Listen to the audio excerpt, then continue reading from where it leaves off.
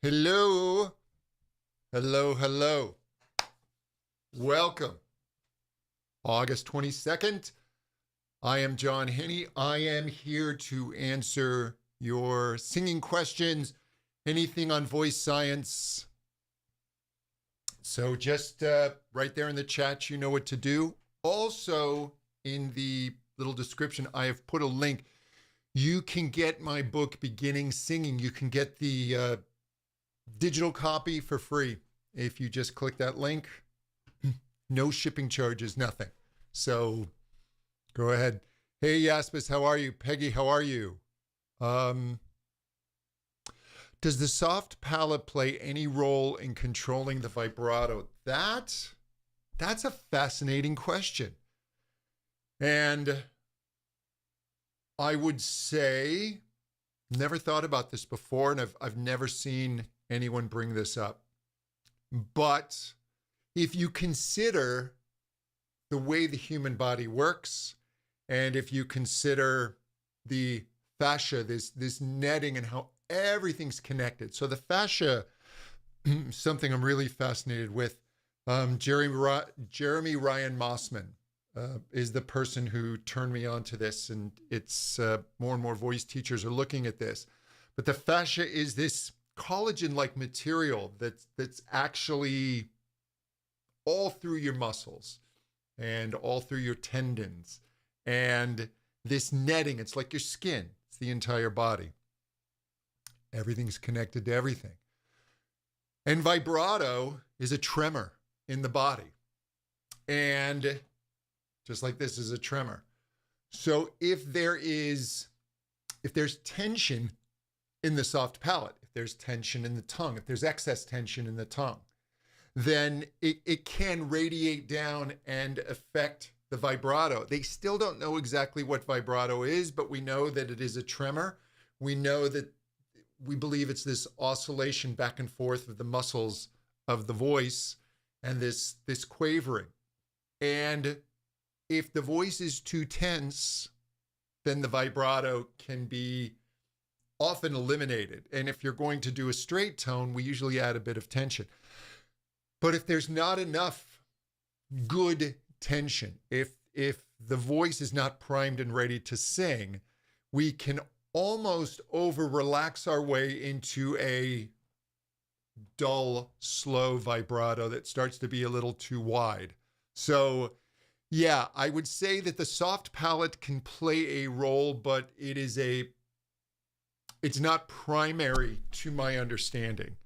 But certainly when you're working on your vibrato, you want to feel the voice in this primed, ready condition to sing. And I always go back to Pavarotti on his famous masterclass at Juilliard, where he said, the voice is like animal. Ah, ah. And this kind of biting. And if you do that, ah, ah, you'll feel everything get activated. Everything's excited. So if I have tension in my voice, there's no vibrato. If it's too relaxed, yeah, but then the vibrato starts to speed up. If you're feeling a slow vibrato, watch that everything's not too lax here. And you definitely want to activate that soft palate. Yeah, it's gonna raise the back of the tongue. You're gonna feel some movement back there. We don't want the tongue to just be this dull piece of meat in our mouth. The tongue is really vital.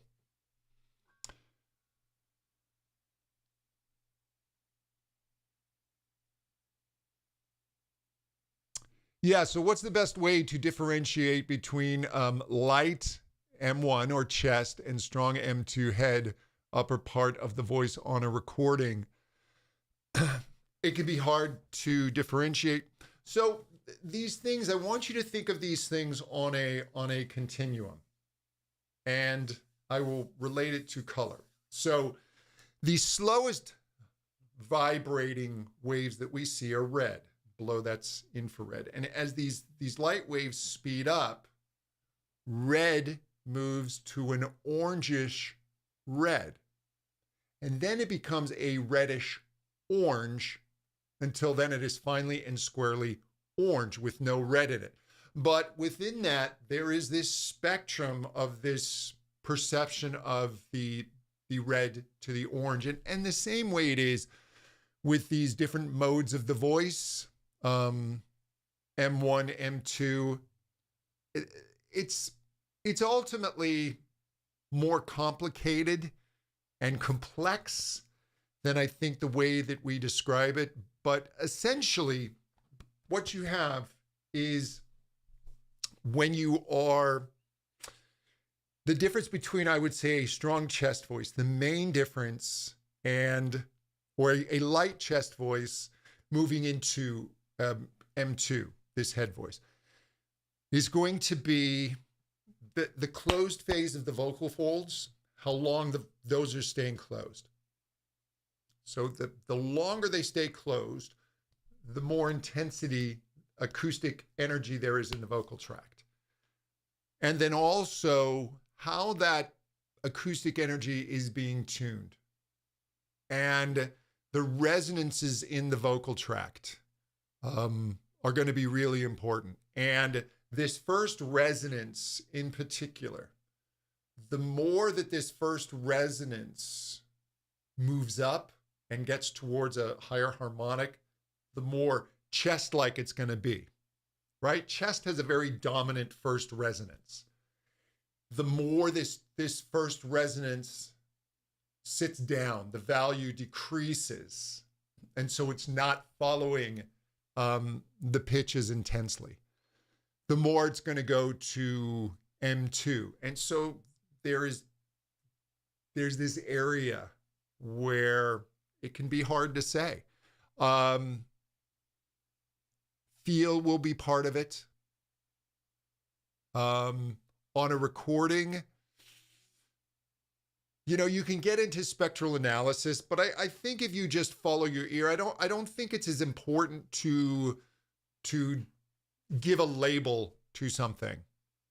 This is M1, this is M2. I think you can just listen to different levels of intensity. And if you're doing this, if you're really listening to recordings, I would set these aside for part of your listening and just listen to what is going on in terms of the vowel, in terms of resistance at the folds, and just the general energy. You will hear,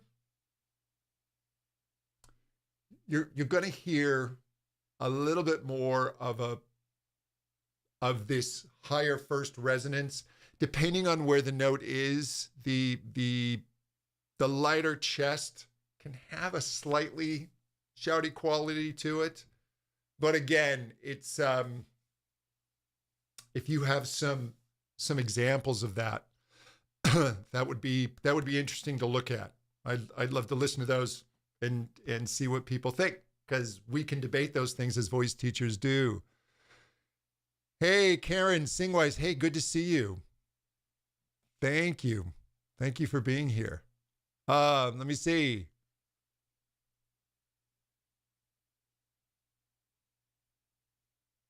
So the question is, thank you, Joseph. Just for fun, sees contemporary commercial music vocalist interested in different styles. Find it difficult doing them justice, musical theater and country blues specifically without intentional training. Do you have any thoughts regarding cross-training for multiple styles? Yeah, so the basics of singing, and I will say, if you are a higher type female voice, the difference between classical and commercial music is different. And that's a real specific type of cross training. And there can be arguments made that if you want to sing opera, you should really just study opera, right? If you want to sing musical theater, you should really just sing musical theater. But let's just put it into the contemporary commercial music realm. The basics are going to be pretty standard across these styles with some variations. I'm gonna set aside extreme styles of music, heavy distortion types of things. But even then, your basics are going to essentially be the same. So that and then in some styles, you may just change some of the tuning. Some styles may have a little more twang and brightness in them. Some styles, like if you're singing in a jazz trio, that's going to be a little different than if you're singing bluegrass. But so bluegrass is going to have a little more of that, hey, right? Maybe not as much vibrato. Whereas if you're singing jazz, things get a little darker. And so just the tuning of the vocal tract can change a little bit.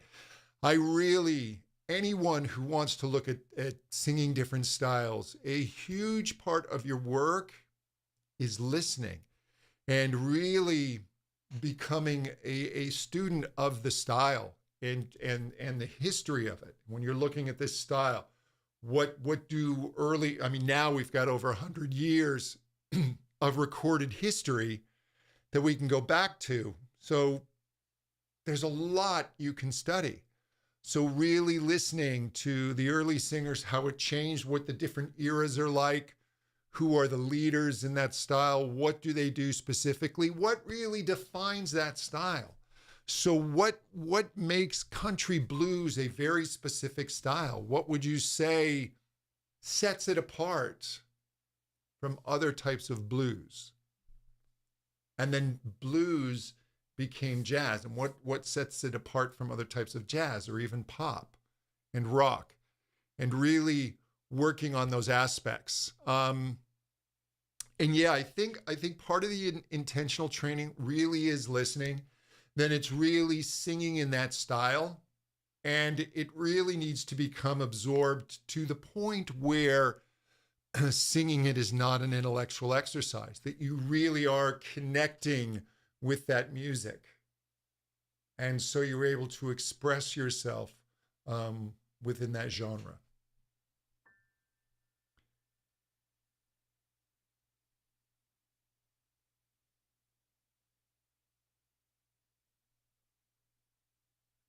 Let me see. Can we get an explanation on laryngeal mode 1 and 2, how to recognize them even through acoustic modifications of sound quality? How do these modes map under the concept of chest voice, head voice, or do they not? They do. I remember asking this question to Dr. Donald Miller, who created Voce Vista and was a real pioneer in the acoustics of the voice, and just asking, what is physically happening? And he kind of cautioned me not to get too caught up into that because we don't know exactly. My understanding is that when you are in mode 1, you have the whole of the vocal fold is in vibration, where M2, it is more just the cover, the outer layer. When you are in M1, the vocal folds are going to have, my understanding, deeper contact. They're also going to have, and this is what's really important, is the closed phase will tend to be a little longer, although you can have a longer closed phase in M2. But it's easier to get these long closed phases in M1. And then you're getting more depth of contact. The vocal folds are shorter and fatter in M1. They haven't really begun to be highly influenced by the CT muscles, the cricothyroid muscles, as they pull and stretch. But it's really, that's a tricky question, because to set them aside from acoustics, they both influence each other so heavily that it's a little tricky. So I don't have the exact, it's just that they're in M1, they're shorter, fatter, there's more contact, there's more of the thyroid muscle activation. And then it starts to go longer, thinner, less depth, less of the fold mass is vibrating as we go higher.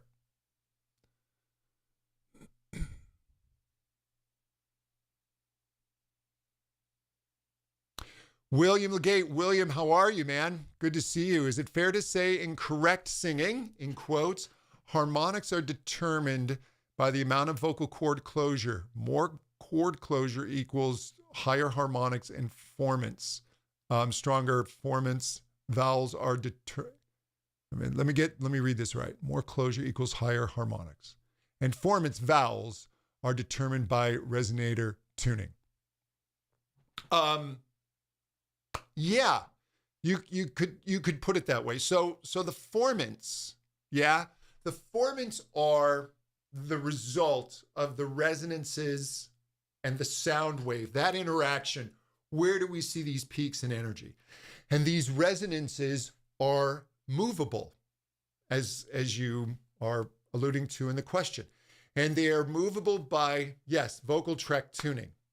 And so if I change what's going on in my throat, if I change the position of my larynx, if I change, if there's narrowing within the pharynx, what my tongue is doing, my lips and my jaw, I am moving the value of these resonances. And then these resonances are going to either align or reinforce certain harmonics, or they're going to not reinforce certain harmonics. So where are the harmonics determined by the amount of cord closure? Yes.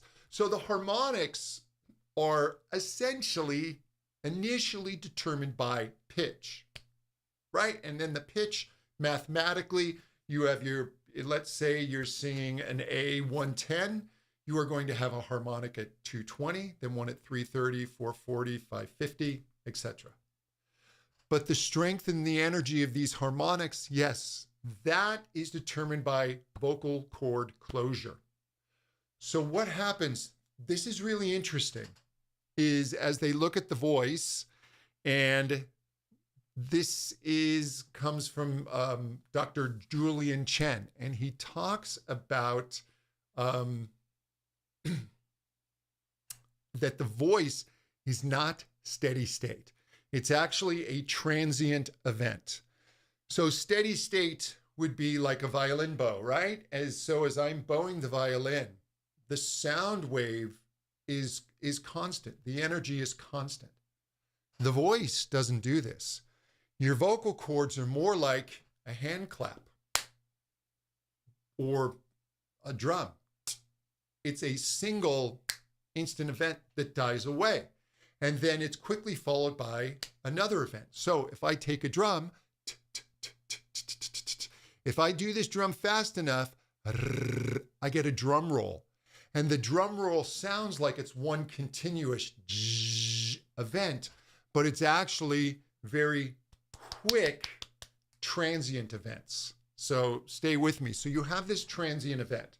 So we get the vocal folds close, and we get this sudden drop in pressure, and then we get higher pressure coming in, and then it gets this back and forth. And so this little event goes like this. Imagine just going boing on a spring. We get that. Now, a lower, slower spring, if you go boing, it's going to take longer before this spring dies out. But on a shorter, higher spring, it's going to go ding, ding. So the high frequencies are like that little spring going like that. They're going to die out faster relative to the lower, slower parts of the sound wave. Yeah? So your vocal cord closure, the length of that is essential to these higher harmonics surviving, if you will, long enough to be met by the next event and the next event. So if you don't have a lot of cord closure, what you're going to get is falsetto. Because in falsetto, I'm not getting a very long length of fold closure. When the vocal cord's open, you would think that's when the energy happens. But what actually happens is there's equilibrium and the sound event dies away. The energy dies away. As we just experienced here in California, our first recorded tropical storm warning, is you have variations in pressure that build storms. That's the energy. And then when there's equilibrium, the storm dies away. So you've created this little storm when you close the vocal fold. That starts the pressure variations. And then when it opens, that dies away and there's equilibrium. And then it closes again. We get the energy. So we need the longer closed phase for those higher harmonics to survive. So that's a very long answer to your question, but I'm absolutely fascinated by this part of vocal acoustics. So thank you for that question.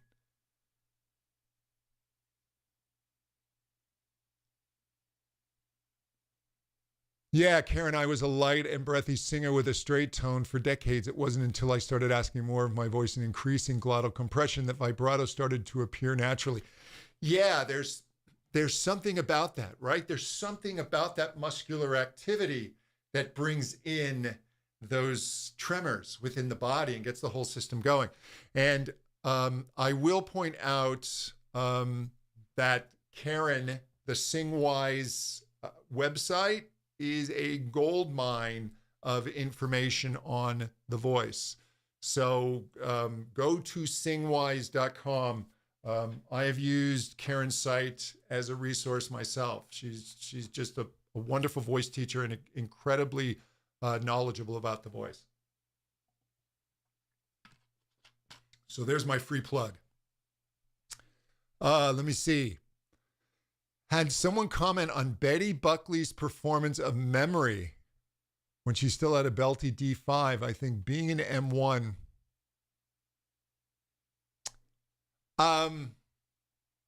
I really don't think that a D5 is going to be an M1. Just by definition, and now we're going to get into semantics. And for some reason, Jaspis, I have a feeling you've gotten into some debate online, which I just avoid. But in order to get yourself to that D5, you have to have the CT, the cricothyroid muscles, have to stretch and thin the vocal folds. So at that point, you're beginning to change the mass of the vocal folds. Also, the acoustics. If we're going to define M1 as the first resonance, the acoustic parts of M1, you have a dominant first resonance, right? You have these different amplifiers within the vocal tract. And this lower resonance, that has to track the second harmonic. That resonance runs out of road. It hits a wall. Now, what's likely happening is she probably has a pretty high first resonance. And then I would imagine the vowel is pretty open, but she's really tuning that second resonance to these higher harmonics and probably even getting boosts in the third, fourth, and fifth resonances. So I just don't think if you want to play that game, right, this binary game of M1, M2, arguing for M1 up there gets pretty dicey. I would have to see. For me, no. Let me see. Isabel, hi, John. What would be the most efficient way to control or manage breathing in my mixed belt or intense high singing? That's a wonderful question. So, breathing, yeah, there are different ways to breathe. And I would just say, first of all, you kind of want to just look at what all voice teachers are going to agree is inefficient breathing, and that is the chest and the sternum moving up and down. Yeah, that's a way that we'll breathe when we're just kind of maybe lying watching TV, etc. but it's not really efficient for singing. And what you want efficiency for singing is you basically want the chest and the ribs open. You don't want to be doing this to bring in your next breath. The other reason you want this open is because as you breathe out, if this all starts to collapse, if the whole structure, it's like squeezing it, right? We see those pastry bags where the pastry artist is doing this really beautiful icing on a cake. That pastry bag, they're not squeezing that from the middle. Yeah, they're on the bottom of that bag, so they've got the most control. So where you're going to have the most control is at the bottom of this whole system. So what you want to feel is the breath will come in, right? This is all open. We kind of hold this noble posture, right? You don't want to sway back. Let the breath come in. Your belly's going to drop. And then I think there are a couple of good options for singing. The first one is you're going to feel your tummy as you breathe out kick out. Put your fingers a couple inches below your belly button. Just press there and give a little cough. You'll feel that muscle kick out. Go ahead now, taking a breath, and on a hiss, kick out with that muscle. That is a great way to have breath when you're singing these nice legato lines, this nice mix. The attitude you're going to have is maybe you're kind of keeping the attitude of you're still inhaling. Obviously you're not, but that attitude will keep everything open, expanded, so it's not collapsing, and that tummy presses out. The other one is the tummy starts to pull in. And I think when you're going for a belt, something really intense, pulling your tummy in is going to give you a little more oomph. Now watch when you do that you don't respond with squeezing at the vocal folds. Now, having said those, you will have different voice teachers espouse different methods of breathing. They have not proven one method of breathing superior over another. So find what works for you, but I would work those two primary ways. And then that feeling of support is really just this barrel is not collapsing. The other thing with breathing, I will add, is don't take in too much air. If you take in every last bit of air you can, your lungs have a certain amount of elastic recoil. You've overfilled the balloon. So now when you go to start singing, you're going to get this shove of excess air. And your voice is likely going to respond to it. Your body, your nervous system, when it feels an imbalance, will try and correct that imbalance. And the body usually uses muscle tension to try and correct imbalances. So a really good way to just feel a good breath is that nice surprise, oh, breath. Like you're seeing someone you haven't seen in a long time. Hello. And you just feel the tummy drop. And then I'll just on that, hey, just on that little kick out. Hey, hey, ho, ha, he, and just feel that flow. I don't want, ha, hey, nope, that's too much fold closure. That's too much resistance. That's me reacting to the excess air.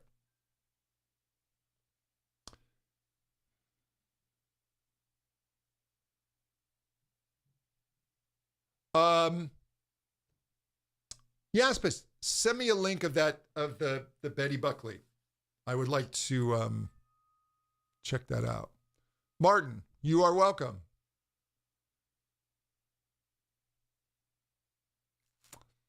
Oh, interesting. So do I have recommendations or practice routines for students of the voice who want to implement Voce Vista into their training? So what Voce Vista is it is spectrum analysis. And so all this talk about the harmonics of the voice, and what the harmonics are is when you sing a pitch, you're actually singing many pitches at the same time.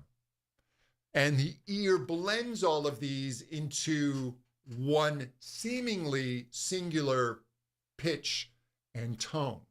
And if you hear a pitch that's brighter, well, there's more energy in these higher harmonics or these higher pitches. If you hear a tone that's maybe a little duller, there's less energy in those. And so we can change the intensity, how strong these different bands of frequency are. It's like playing with an EQ system.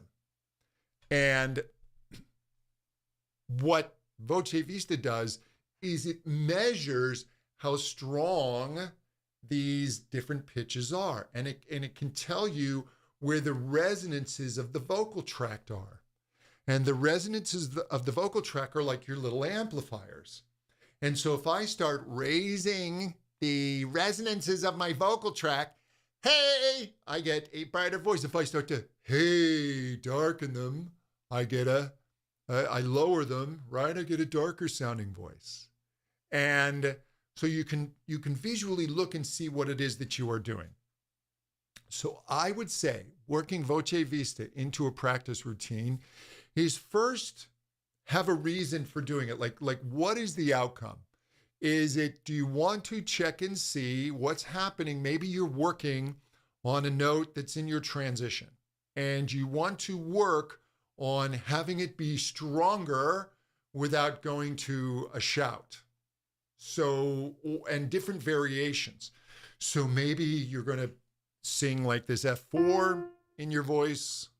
I would go ahead, turn on Voce Vista, and maybe there's a couple of different variations that you're playing with.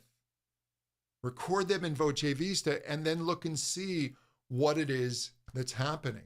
And maybe you're feeling a little bit of strain, but you try where you round the vowel a little bit more.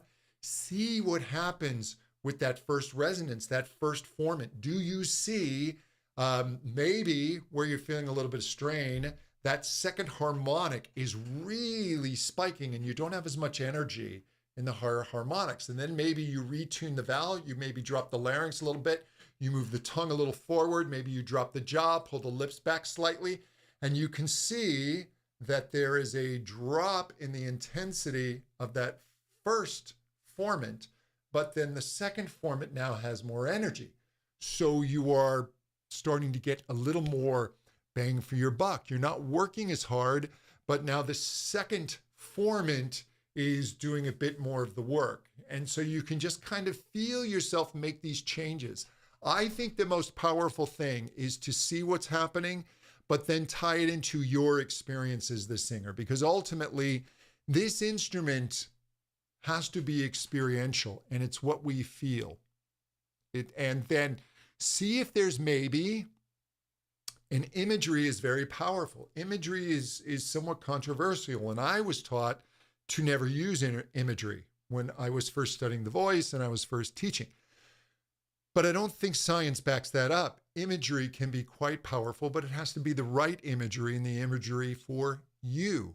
So then when you see these different changes, see if there's different images that resonate with you, pun intended, but that work for you. And maybe where you're seeing this spike in the first harmonic, that's maybe more forward, and you feel this beam of light. You feel the brightness being here at the lips, and there's a ball of energy here. And maybe in that more balanced, all of a sudden the lips are darker and there's more energy here. This is something I got from Ken Bozeman, but this works really well for me. Imagery that works for me, because I deal with a vocal tremor and my body wants to help the vocal tremor by tensing. So I view my image at my vocal folds is really of this almost like this drum head being pulled this way, wider, this elastic material being pulled wider. And then there is a ball of light above it shining down. And that may not work for you, but that stops me from collapsing and having everything here. So I feel it go wide and above, wide and above. That works for me. So find what works for you.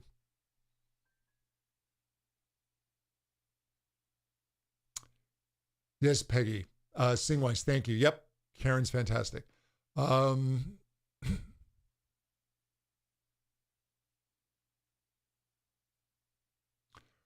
William, a real-time AI-powered voice training app. Dude, definitely reach out to me about that. Yes, yes, yes. And lessons. Yeah, man. It's good to hear from you. Can I speak about vocal health or fatigue? As a nurse in ICU, 12 to 14 hours a day. Next day, I need to sing my music job. My voice can't perform. Whew, yeah. So obviously, you have an incredibly, I don't need to tell you this, but you are in a high stress job with intense hours where you have to use your voice a lot. So I cannot give you something that's going to be a magic cure, but I can give you a couple of things that can help. First of all, I'd get one of these, and I'd get one that has rechargeable batteries. You get the saline solution. You can get this on Amazon. It's like less than $20 for 100 of these vials. And this is a mesh nebulizer. I've tried all different ones. I've found the ones that you can get for under $50 work just fine. This one takes batteries. It eats up batteries at an alarming rate, which I just feel is really wasteful and not great for the environment. So I just keep this one plugged in. There are ones with rechargeable. So I would have that. I would just keep this in an area where you can just go, tell people what you're doing so they don't think you're doing some weird vape thing, but you go and get moisture on the vocal folds. You need to stay hydrated. I know that's hard in a high stress job because you're having to use the restroom all the time. It's quite frankly annoying. I would have that. And then I would have vocalizing straws. I like this. This is the Dr. Vox. I'm not an endorser of this at all. A friend of mine, Jamie Vendera, he's a great voice teacher, author, great expert on extreme styles of singing. And so Jamie turned me on to this. And this basically, you put water in it and you can increase or decrease the resistance with this. And you just, if you spend 30 seconds, just grab a quick 30 seconds with this.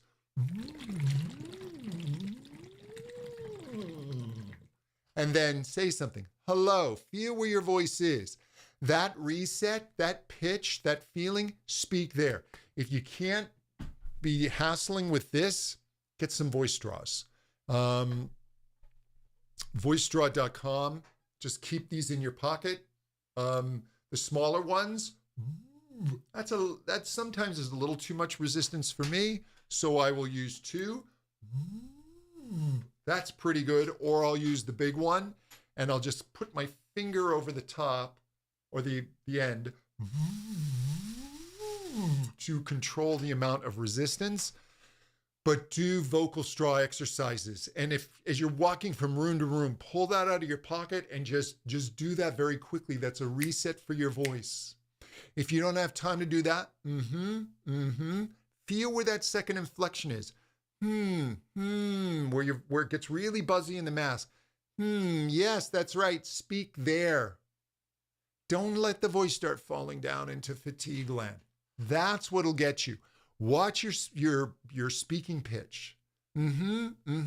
Speak in your happy, enthusiastic tone. Keep the voice buzzy. Don't let it drop down. Even when you're tired, it's tempting. But what that's going to do is when you let the voice drop down, now there's less acoustic energy in the voice. And it's harder to hear. And so your body will compensate by starting to squeeze at the folds. So that's my best advice.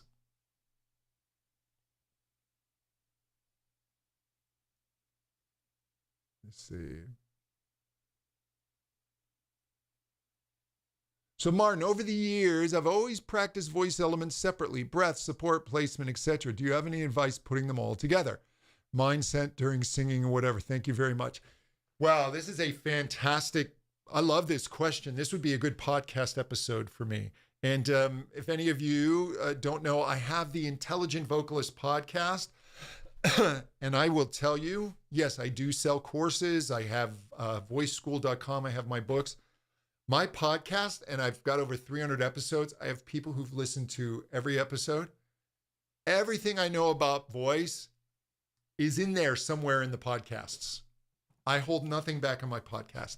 So you can go to The Intelligent Vocalist. You can go to my website, johnhenny.com, click on the podcast. But there is something to be said for practicing these things separately. Yeah? But then when you start putting it all together, it really is a question of where are you putting your focus? And I highly, highly recommend, again, I don't get paid for endorsing this, but I highly recommend the app Waking Up. It is a meditation app. I've tried a few. This one goes right to the heart of the sun, man. This is not consumer level meditation. There's no religion practice tied into it. So no matter your religious beliefs, this is not going to violate your religious beliefs. So it's purely meditation, but it's incredibly effective, and you can start to control where you focus. And so what you can do as you're working your voice is you can change focus. You can change focus from your support to your resistance at your folds to resonance or placement. And then you can open yourself up to the oneness without getting too woo-woo, but the everything of the experience. Without putting words, without putting judgment, just feel your voice. What is that? Just be in that experience. And then you can maybe start to put some imagery to that. That can be like a little shorthand, a cueing to get you into that position. So I think when you're focusing on elements, when you feel it all start to work, right? Because you're here, you're internal. When everything starts to work, you're external. You're in the oneness of it all. Experience the vibration. And you can practice this without singing. And something you can do is to just go ahead and rub your thumb on your fingertips, right? And there's the conscious act of doing that. But then if you really, really pay attention and just experience that, how you're doing that becomes a mystery. What's controlling that?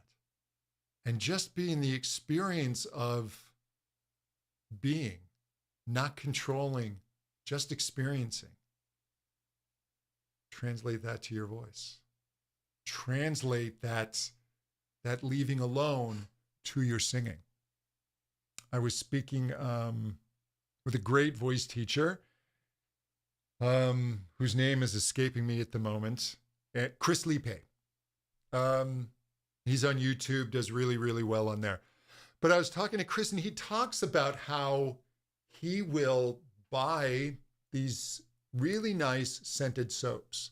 And as he washes his hands, he just experiences the feel, the smell, the everything about this soap. So he's taking a mundane task of washing our hands, and he's turning it into a sensory experience.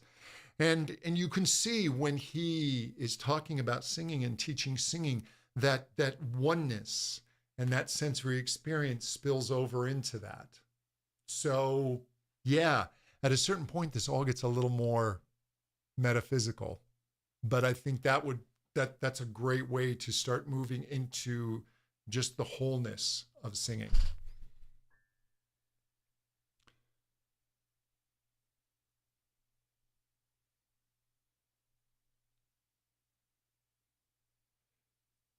Yeah, so starting at C#5, I would never think that to be M1. Listen, every singer is going to be a little different, but the first resonance starts to hit a wall, and I just use my ears. I'll go back and listen to that Betty Buckley, and we can talk about that.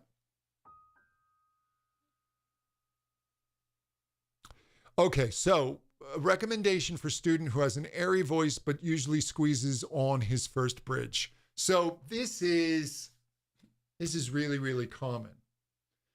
Because when we experience this first bridge, so everyone, what is happening? What is a bridge? Well, a bridge is a transition from what some people might say M1 to M2. Some people may say chest voice to head voice. We really struggle to put words and terms on this rather complex thing that's going on, right? But in simplest terms, you're going from shorter, fatter vocal folds to longer, thinner vocal folds. And you're going from a resonance, this first resonant being more dominant, this first resonance, to handing over to the second resonance, having more energy and more dominance. And just know that when this occurs, we experience this on some level as instability. And it takes a certain amount of training before we don't feel that as instability, but actually the correct path. And it's a bridge in that, imagine you've got this 4-lane highway that then narrows down to this 2-lane bridge and then opens back up. And that's what people will feel. There's this kind of narrowing in this handing over. And the perception of vowels will change. The approach to the vowel will often change, etc. The body responds to this instability with tension. And so this student needs to work on control over vocal fold closure resistance at the vocal folds. And so the fact that the voice is breathy in the chest voice and then squeezes as it goes through the bridge just shows that this is something they need to work on. So you're talking about a male voice. First of all, I would continue to work on, as I'm sure you are, getting more fold closure in the chest voice. You can get on a vocal fry to a pitch.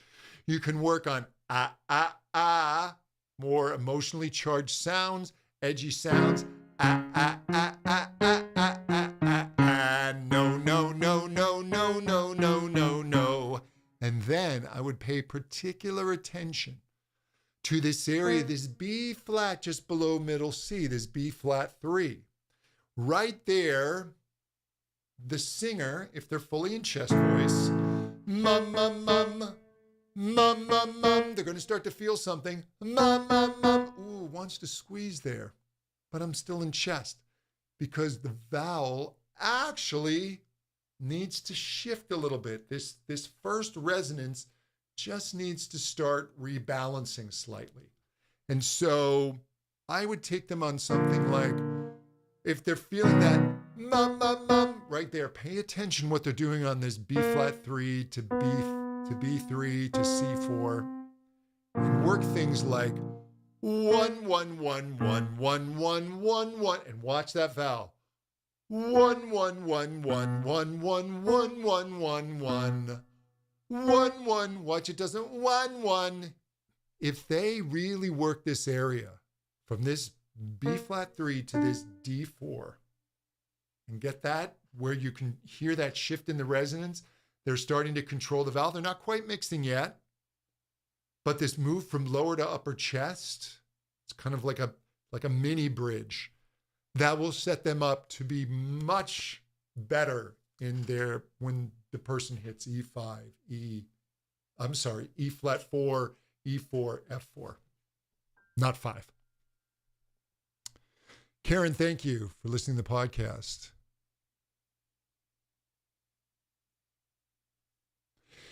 Yeah, so Mindy, I know Mindy very well. I can even say I've taught Mindy way back in the day. Yeah, so if you using the 2 fingers against your lips if you don't have a straw. So these straws, Mindy Pack makes these straws. And Mindy Pack actually, she partnered up with Rob Stevenson down in Atlanta, and she teaches celebrities now, Justin Timberlake, etc. She does fantastically well, and these are her straws. She's worked with Dr. Ingo Tietze on making sure these straws are the same size, etc. But yeah, you can just do that. What you're doing is you just want back pressure. And you're going to feel a little bit of a bullfrog throat when you do this.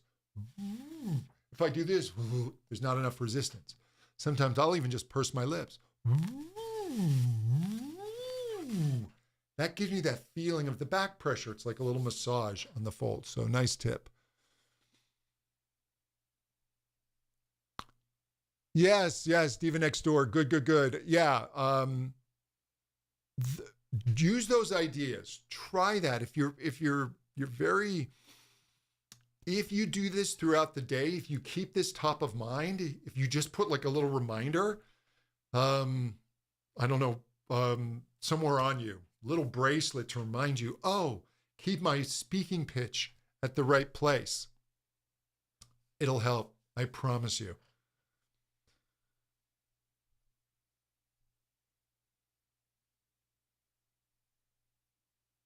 Yeah, speaking voice. Look, no matter how much you sing, you're going to speak more than you sing. And so your speaking voice, you've got to have a healthy speaking voice. As a matter of fact, I'm very proud about this. This just came out, and I've got it in hardcover, which is really cool. The Compelling Speaker is written for speakers, people who use their voice for a living. But it's about making your speaking voice more musical. And I also do go into how to keep your voice healthy and using what you know as a singer, allowing that to inform your speaking voice. On a descending scale, where do classical sopranos switch to chest dominant? Great question. It depends. So some will try and keep a real heady quality all the way down to this C4 middle C. But if you do that, the voice tends to start to be a little woo, woo, woo, woo. But they're going to start blending into chest. And I would even say that they can start this blend at B flat 4, maybe even a little higher, but it's not going to be the same as someone who primarily sings contemporary music. And so you're going to keep a little more of this feeling. You're going to keep a little more of that lift. The vowel may be a little bit more rounded. You're not going to have as much energy in the higher frequencies, but you do want to allow the vocal folds to not have to go into this very slack condition, that they start to ease their way back in. So I would work on easing my way in. Play with your voice and see where you can start easing that in without it seizing up, and see if you can start easing that in a little higher, a little more vocal fold closure as you go. And little things.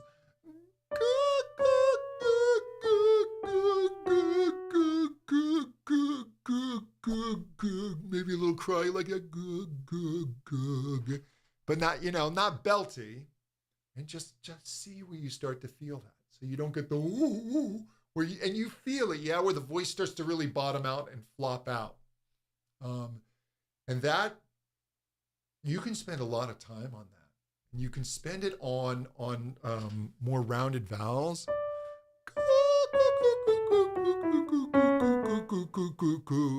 And just make that so it's nice and smooth, so you don't feel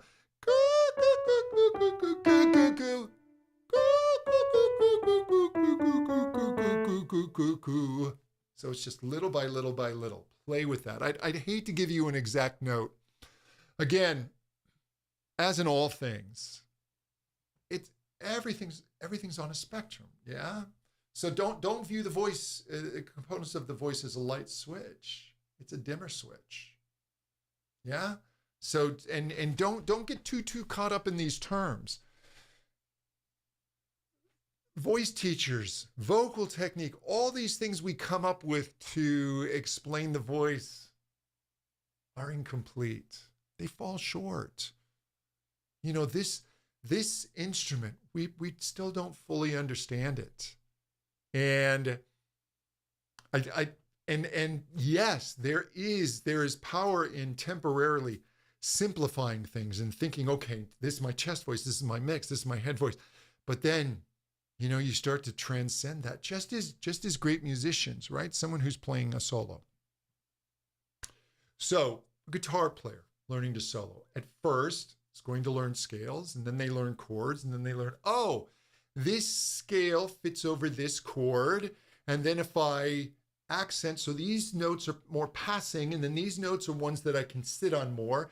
And now I can start to borrow notes from outside the scale that create different effects, but they're still thinking of these scales being superimposed over these chords and how this all goes together. And then at a certain point, they just hear melody. They just hear music. They're just moving.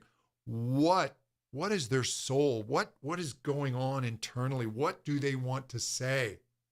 And that's where we need to go from the voice. As a voice teacher, my greatest fear is getting somebody stuck in technique. This is just a tool. And I love voice science, but don't get stuck in voice science. Which is, I'm here answering all these questions on the voice and technique and science, but ultimately I want to encourage you to spend time just in your voice, experience your voice. Don't put labels on it. Just be in it. Be in it.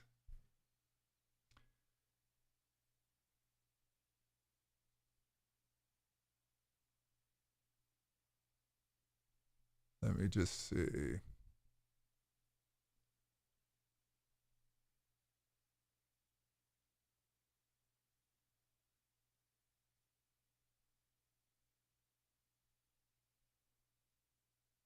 Sorry, going back a little bit. Enjoying the book. I recognize some of the, thank you. Joseph, thank you for reading the book. What are my thoughts about singers honing more than one style? Can it be done well, or is it more rare? It can be done.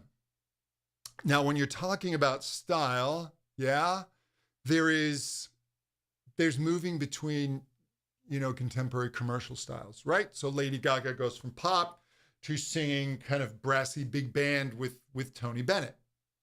And she did that rather well. But moving from commercial styles to classical, that's more rare.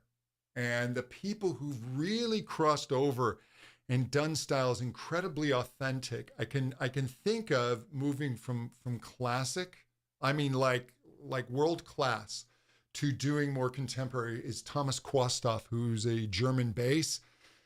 He did an album of jazz that's incredibly good and really true to form, just absolutely loved. And then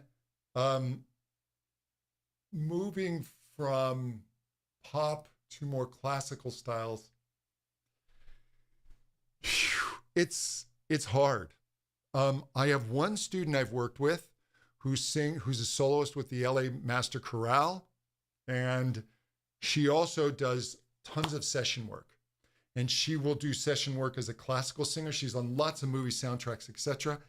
And then songwriters will also pull her in to sing the guide vocal for songs they're pitching to like top singers. And she will belt the heck out of those. And she moves back and forth. And she's incredibly committed to studying both styles. And she worked a lot with me on the contemporary stuff. Never studied classical with me, never asked to. And then she has a classical teacher. But the classical teacher would complain to her when she was singing too much contemporary. The classical teacher started to hear it kind of sneak into her classical. And the classical teacher didn't want her singing contemporary. I was happy to have her singing everything. So it can be done, but I would just really, really think if you want to be, I will say this, if you want to be a world-class opera singer, and that's what you do, I would mostly just study that. You can, obviously, if you still enjoy contemporary, but that really needs to be your focus. That's such a high bar of singing, and that art form is really so specific and has such a history that's kind of where it'll eat up most of your time. So that's my 2 cents. The female singer, Sam, the female singers in my recording studio often don't like the sound of their normal high-pitched voice and speak an octave lower when they should. Yeah, they're always hoarse when it's time to sing.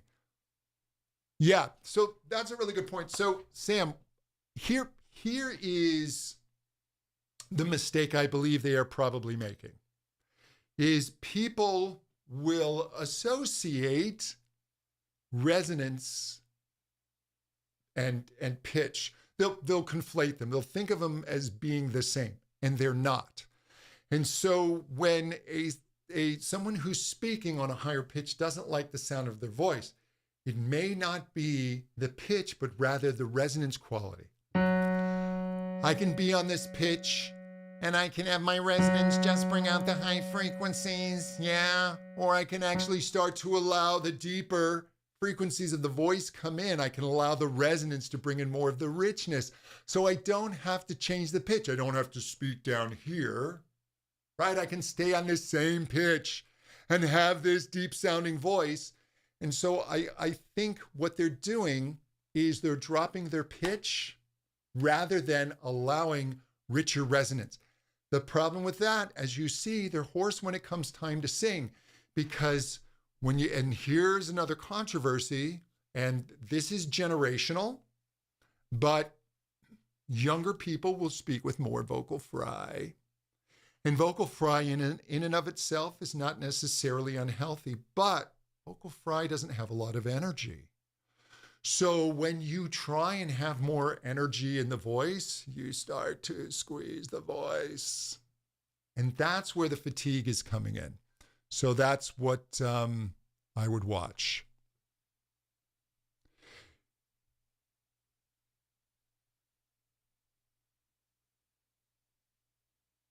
Yeah. So Peggy, so B flat. So B flat in higher voice types.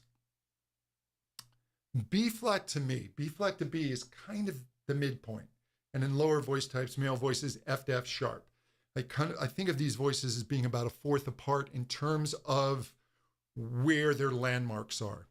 And yeah, right about B flat, you'll feel the voice start to want to be more chest dominant. And yes, you can take this kind of, as you get down to F sharp, F4, now you're going to really start to feel the chest come in, right? But you can still keep a feeling of this lift, of this heady quality down to, D, C4. I think that's very insightful. When would you use cry with a student, and when would I use dopey sounds, and why? So you really want to look at what the exercise is specifically doing.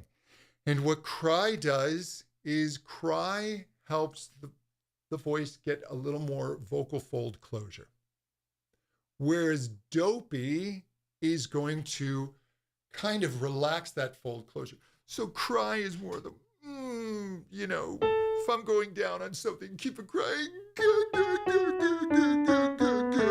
Whereas dopey, so the dopey is going to lower my larynx. And very often with a student, I teach this in my Contemporary Voice Teacher Academy. You have 3 basic questions. What am I hearing? Why am I hearing it? How do I rebalance? How do I fix this? Or if it's a good event, how do I encourage more of? Yeah? But the how do I balance this voice or solve this issue? So if I am hearing a really breathy voice, a really dull voice, then why am I hearing that? Well, there's not enough vocal fold closure. Also, if it's kind of dull sounding, then probably that the resonances are too low. So what I will do is try and bring in the opposite condition, which is maybe going to be a little more cry or even whine. To offset that condition. But if I'm hearing, what am I hearing? Oh, I'm hearing a real squeeze. I'm hearing strain. Why am I hearing it? Well, the larynx is a little high and the valve's a little wide. Oh, so then the opposite of that is going to be dopey. All of those exercises. So I'm using an exaggeration to try and bring this ship that's listing to one side to pull it towards the center. Now, the other side of that is it can overcorrect. And that's okay. We can overcorrect for a little while and then see if we can go back to center. We ultimately want the voice here, right? But it's this pulling back and forth. So sometimes I see singers, they'll get caught up in getting stuck in this certain sound. They get stuck in the typical one is the twang. And because that helps them get through their mix and find vocal fold closure and not squeeze, they'll think that their twang is their finished mix, and it's not. So just know that these are unfinished sounds, and you may have to do this rebalancing. Yeah. That's a wonderful analogy, Karen, is dancers can experience muscle confusion. And there are different turnouts between classical ballerinas and hip hop styles. Absolutely. So it all becomes rather tricky. Hey, everyone, I want to thank you for attending today. We will do this again next Tuesday. So I'll have the recording up for you to watch, but we will do this again next Tuesday. I do thank you so much for attending, and we will talk soon. Bye-bye.